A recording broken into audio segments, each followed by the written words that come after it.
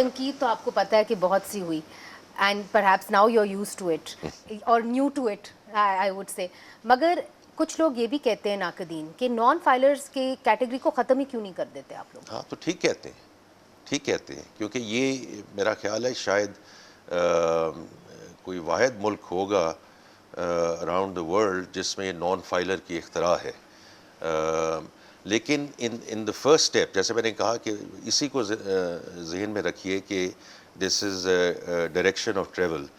اس budget میں ہم یہ جو اس کی جو پینلٹی سمجھ لیں یا جو بھی ایڈیشنل چارجز سمجھ لیں، میرے لحاظ کے مطابق اب ہم اس کو پیونیٹیو لیول پہ لے گئے ہیں. یہ 2-3% ادھر 2-3% ادھر، that was not making the impact.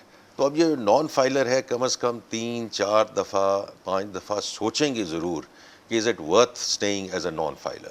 مگر آپ کیٹیگری کو ختم نہیں کر سکتے جو آپ کی خواہش ہے. نہیں وہ دیکھیں اس کو لے کر وہیں جانا ہے، اس میں بڑا کلیئر ہوں کہ لے کر ہم نے وہیں جانا ہے. لیکن ایک ہم یہ کر رہے ہیں کہ اس کو اس لیول پہ لے جائیں کہ لوگ اس کے بارے میں سوچیں and then at some point in time in the coming years we get it out of our dictionary. آپ کو ریزسٹنس نہیں ہوگی جب آپ وہاں پہ لے کے جائیں گے کہ نان فائلرز کی کیٹیگری کو ختم کر دیں؟ دیکھیں ریزسٹنس تو اب تو اندازہ ہو گیا ہوگا آپ کو ریزسٹنس تو دیکھیں جب ہی میں نے ابھی آپ سے جو بات کی ہے اور شاید آپ اپنے پروگرام میں آگے جا کے یہ بات بھی کریں.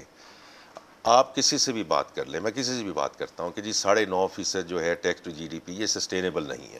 رائٹ.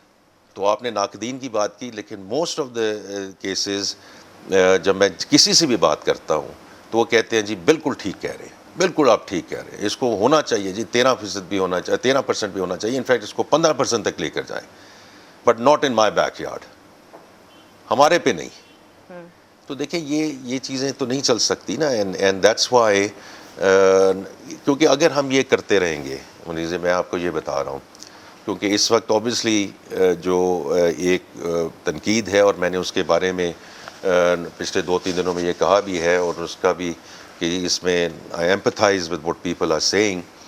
لیکن اگر ہم یہ نہ کر پائے تو یہ میں آپ کو کہہ سکتا ہوں we will stay in that regime where you tax the same for more.